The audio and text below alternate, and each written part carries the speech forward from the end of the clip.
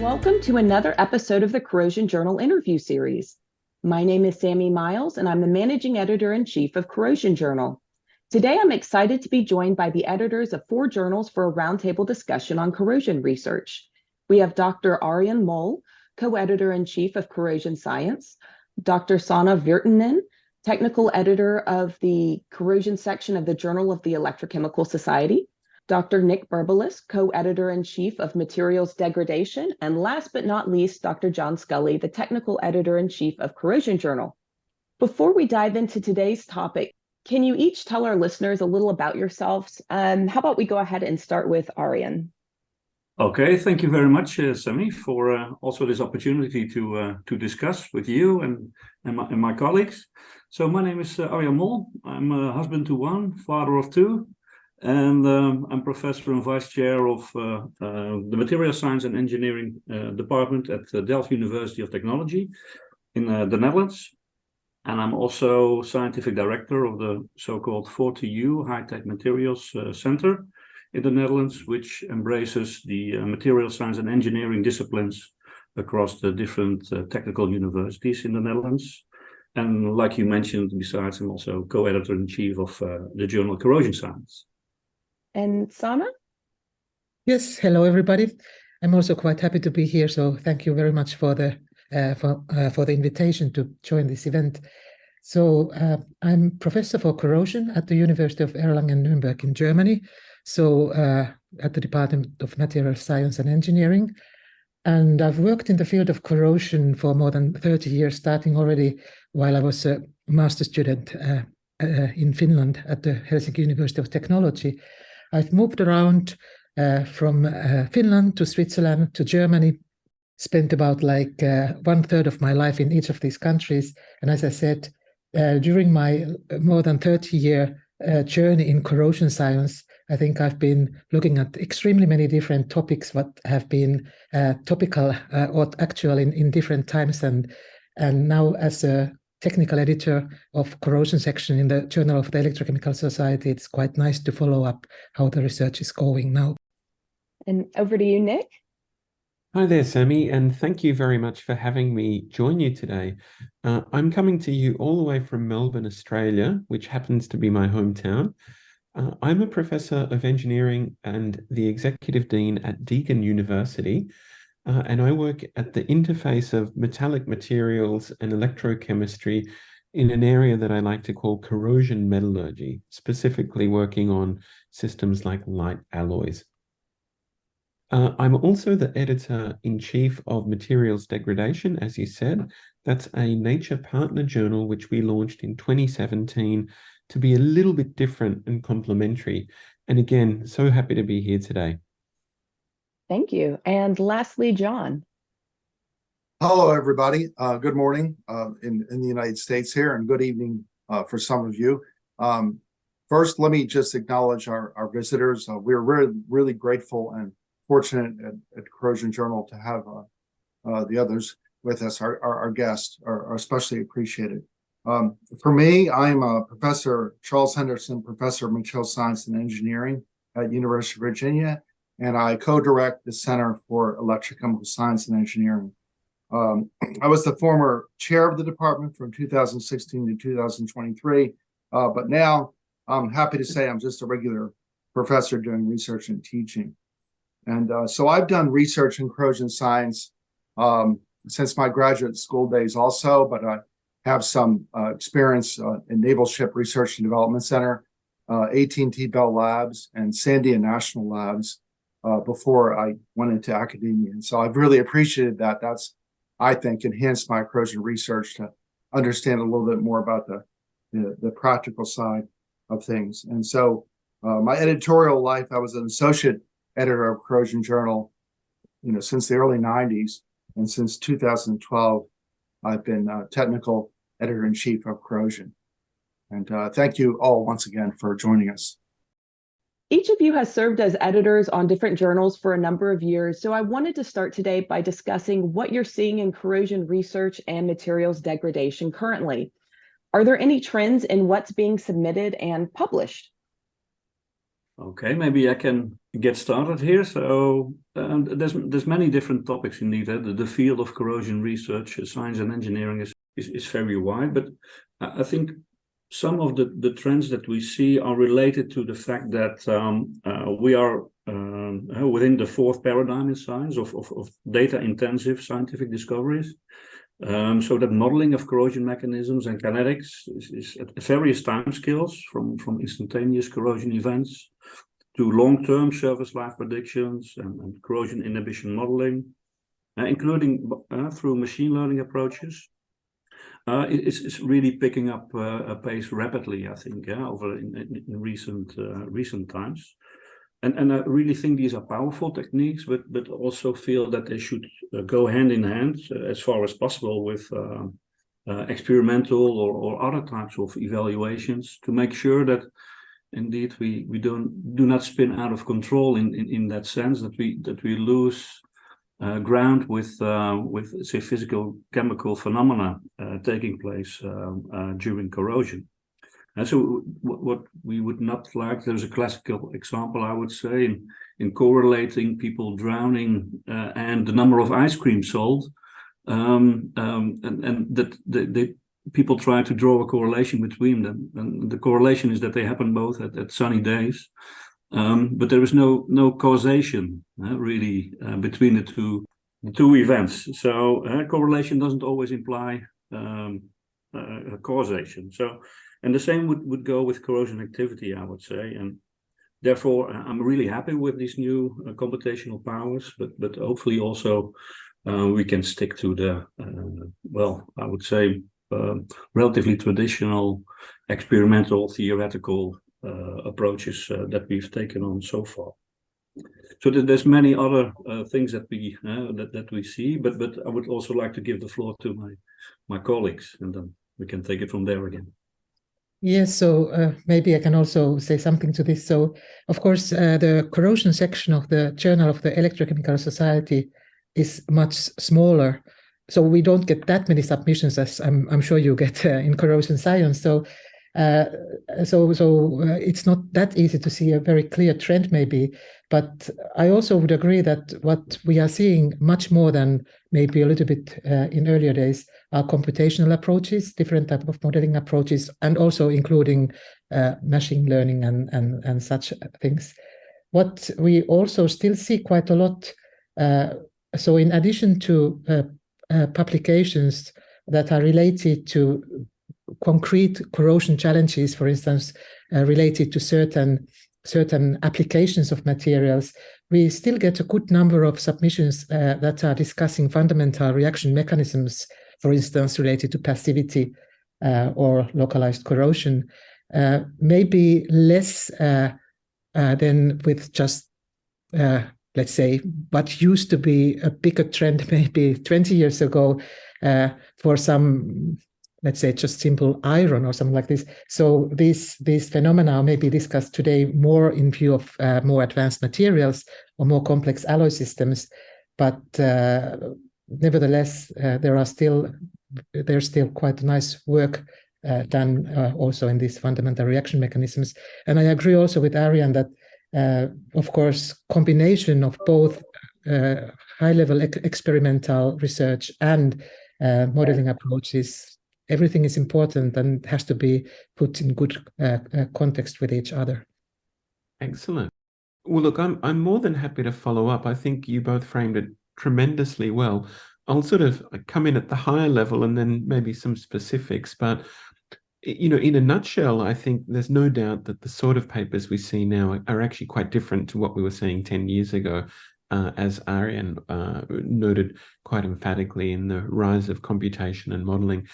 I think, you know, I thought about this question a lot because it's something I look at quite intensely. And I think an astute observation is that a lot of the papers we now get have less interaction with potentiostats. You know, at some point there was a lot of electrochemical tests and so forth, but now it's quite diverse. Certainly computation is there, but advanced techniques that are drifting towards, you know, very expensive methodologies, but a lot of in situ techniques, whether it's scanning probe methods, in situ methods like spectroelectrochemistry, even in situ methods that include things like atom probe. So the type of instrumentation being used in our field has evolved, as one would expect. And I think really, you know, we're evolving towards the sort of holy grail of in situ analyses as well.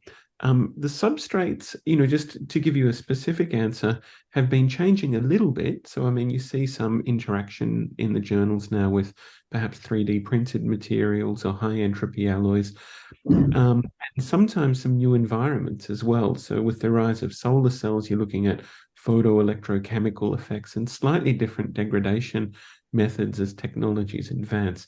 So yes, it is very different, but it is hard to tell. I think we're in a period of flux right now, but there's no doubt things are certainly evolving. Right. I thought that was an excellent overview.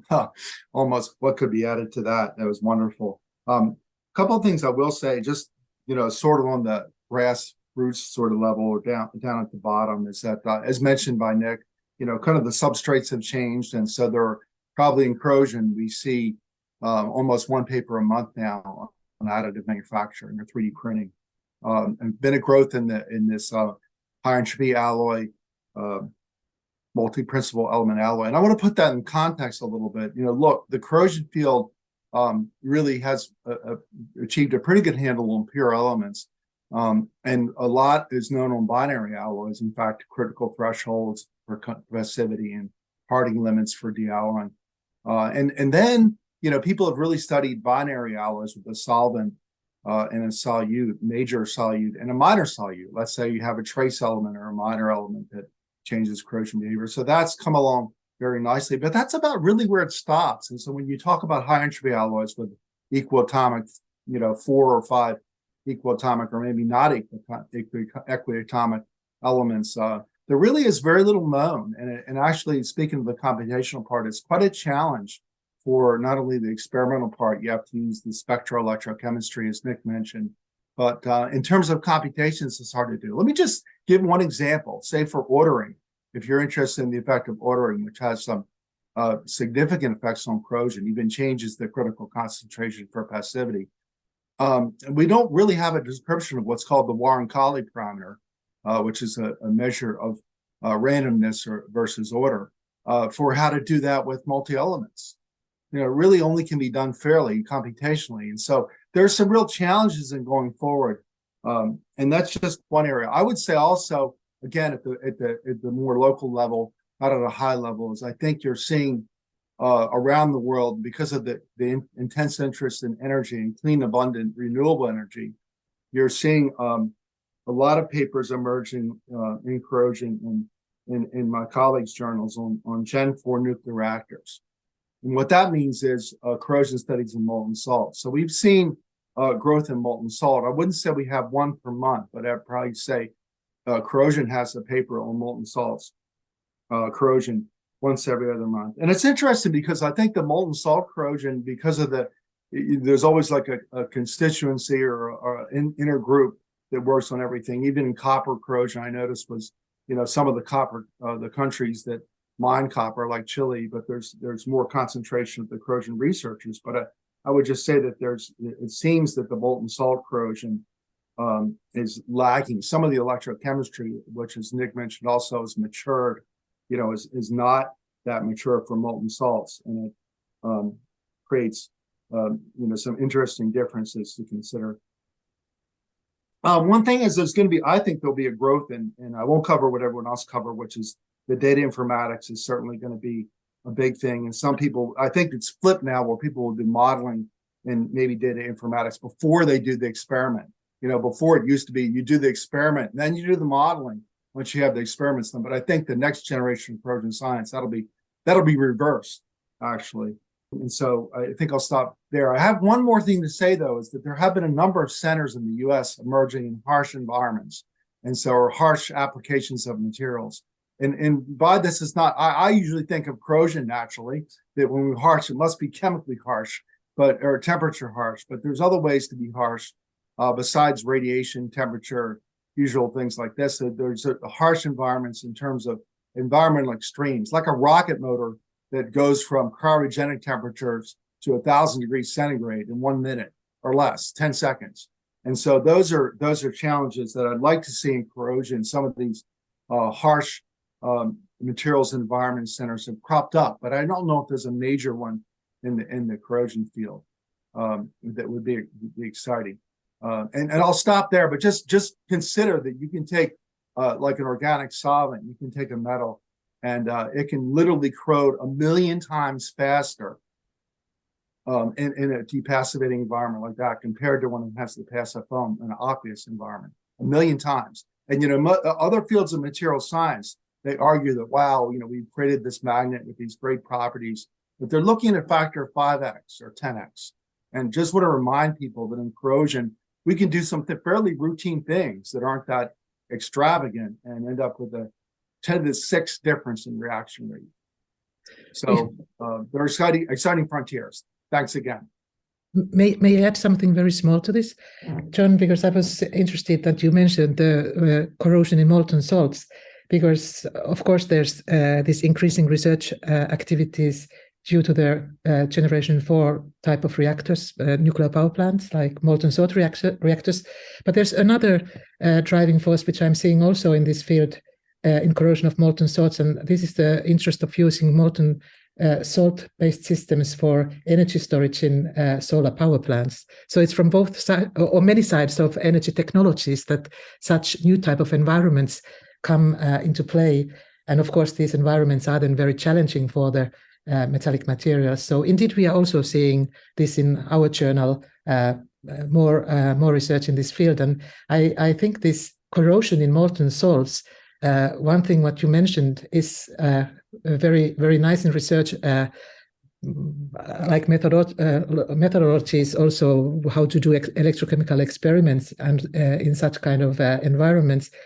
And for me, it's also interesting from the point of view that it's somehow combining a little bit issues of maybe high temperature corrosion and then aqueous corrosion, because we are still seeing, of course, electrochemical reactions happening just under quite relatively high temperatures, and the research questions are highly interesting there. A couple of you have touched on this in your answers already. I know Nick mentioned potentiostats, but really, how do all these different topics y'all mentioned differ from what we were seeing 5 to 10 years ago in the research? What did research used to kind of focus on more? And really, why is that? If there is a change, why is that evolving? Yeah, and whoever wants to take it. Yeah, I think one of the exciting times we are amidst in, I think, is the energy and materials transition period, which driven by the energy and materials requirements, have enabled also deliberate funding in that sense for corrosion-related research, or broader than that, material science and engineering as a whole. I think as a community, we have a big role to play there also for the future, because without material science and engineering and corrosion research, the new structures and products needed for making it all happen will be just virtually impossible to do. So our community will become more and more leading and driving, I think, the energy transition and materials transition there. And we've picked the low-hanging fruit there in terms of energy and material sourcing, and we need to go deeper, higher, further. More other types of materials need to be sourced, which all comes, and also the colleagues have touched upon that in answering the previous questions. We are dealing with more hostile environments these days than maybe in the past also. So I would like to think that indeed our discipline, research discipline, is an ongoing science, at least for the near future, and many decades to come. And I like to think an everlasting craft for future scientists and engineers. So I think we have an important role to play at the forefront of this exciting times of materials and energy transition. So Arjan, that was a really good synopsis, and I think picking up on John's point before about nuclear and Sanna's point before on molten salts, I'd also mentioned photoelectrochemical effects, but I think you've summed it up nicely, where the energy transition is going to pose different material environment scenarios.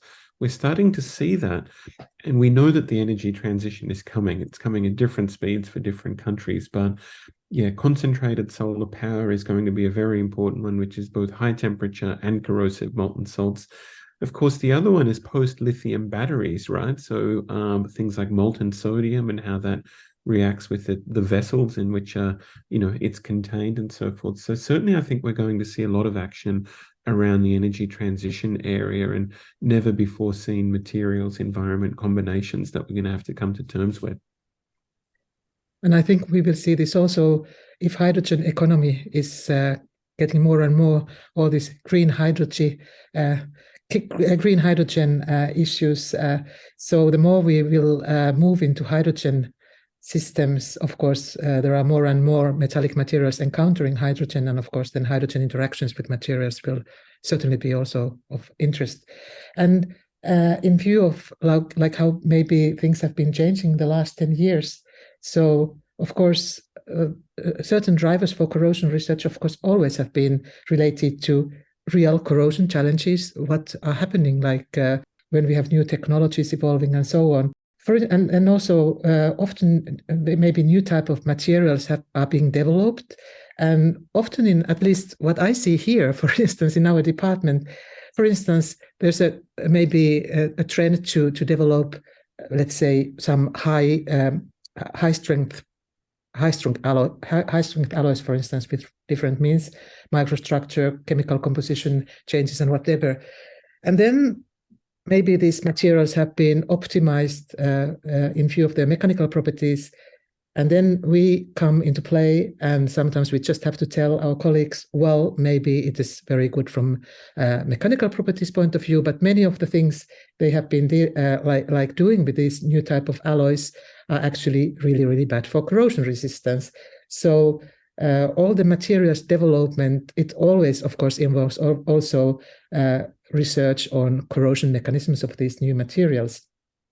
Another thing, what is, of course, also what we have already mentioned many times, what is also driving corrosion research is that we can, so new materials, new environments for even conventional materials, and then additionally, of course, as also mentioned by many of you already, new type of techniques to look at corrosion reactions in more detail. So these high resolution in situ techniques, combining maybe electrochemistry and some, for instance, spectroscopy and so on. But I also think that this whole energy discussion is something that is today, but already like previously, it has been extremely strongly driving many developments in material science. And in corrosion, what we saw, for instance, of course, in the last 10 or 15 years was this huge boom on corrosion of magnesium alloys. And it all started due to the fact that we wanted to exploit, or material scientists wanted to exploit the low density of magnesium alloys. So to use magnesium alloys more and more in transportation. Of course, again, it would be good for saving CO2 production and so on. And then, of course, magnesium alloys are really, really interesting for corrosion research because magnesium is the most reactive or active metal that we have. So there's a lot to do for corrosion research. On top of that, it turned out that magnesium dissolution mechanisms are quite complex, as many of us know. So there were all these really intensive scientific discussions on their corrosion mechanisms. And even on top of that came the second boost for magnesium alloys, which was the use or possible use of magnesium alloys for biomedical implants, for temporary implants that would be in place only for the time of healing, where corrosion is desired, but still needs to be understood and controlled. So this was a really good example on how interest to use some materials in technological applications is only, I mean, it definitely leads also to the request to understand the corrosion behavior of these materials. So it's not enough to say that, for instance, in the biodegradable materials field, yes, these alloys will corrode, but it's not sufficient to say they will corrode. We need to be able to control the corrosion behavior of these materials. Wow, you guys, great discussion. You know, what could I add? I think we're in extreme, speaking of extreme environments, extreme extreme agreement on some of these things. Just one more word on the techniques, though, since that's partly one of the things we mentioned, is that when I first went to work for the Navy, most of the corrosion studies were not electrochemical. They were actually what I would call cook and look or look and see type studies, where you do almost metallographic forensic analysis afterwards, and metallurgical cross sectioning and things like that. And then that got even more advanced with focused ion beam sectioning. But we're really sort of in the post electrochemistry era, although electrochemistry will always play a huge role, since corrosion's largely an electrochemical process. And so there's more and more chance for multimodal techniques. And instead of just repeating, I want to make a distinct point here, is that and I think local probes were mentioned. So as all of these techniques came online, the corrosion field was actually pretty good at very quickly adopting and embracing these and trying these new techniques. And so it's really been exciting in all the journals represented here, but also elsewhere, where this multimodal investigation has really sort of shone a lot of light on these complex phenomena. And I want to remind people that absolute reaction rate theory, when it was developed just in chemistry, around even in the 1916, that quickly probably by the 1920s, the corrosion community had embraced it and used it to explain. And so the Tafel law, that was discovered in like 1905, but it wasn't explained until absolute reaction rate theory, and that was really pretty quickly, only a few years after the chemical theories had been developed. And so corrosion field has been pretty agile on its feet to adopt to these new techniques and new theories and applying it to corrosion. And then just one last thing on materials is I certainly agree with my colleagues on the lightweight materials, but it's been interesting that there are some renaissances in some areas. People have mentioned green hydrogen, and already at the corrosion, the AMP meeting, the scientists may not be aware of it, but a lot of the people that are concerned technologically with green hydrogen, for instance, coating companies that might coat a pipeline that carries hydrogen, they were there, and they were attending the symposium, listening carefully to old mainstay symposia like hydrogen embrittlement. And so hydrogen embrittlement is seeing a real renaissance because of green hydrogen, but also in automotive and lightweighting. Lightweighting is not just for aluminum and for magnesium. There's lightweighting that's used by using high-strength steels. But then when they use high-strength steels in the new Mercedes-Benz, they have to be concerned with hydrogen embrittlement once again. So there's a renaissance in hydrogen embrittlement, just so you can get away with having a very thin part because it's such a high strength, and that presents one of the trade-offs. So yes, there's constant activity in the corrosion field as each one of these issues emerges. Thank y'all. Those are some great insights. We're coming up on time, so does anybody have any final thoughts before we wrap up for today's episode? Maybe I can just have a little thumbs up indeed for the journal, indeed corrosion, but also the other journals that we are representing, because I think it's very important that we open up indeed our frontiers of science research to the wide and global research community, but also the non-scientists. I think in the sense that they understand the value and the added insights that we can provide with our research to the society as a whole. So indeed, a thumbs up for corrosion and also the other journals that we are having in our community, because I don't think it's to be underestimated. I think the role that you all play, and therefore, indeed, it's also the reason that we take our responsibilities, all of us here around the podcast table, very serious, and try to serve the community, the author community, the reviewer community, the reader community, but also the wider society to the best of our ability. So thumbs up for everybody here.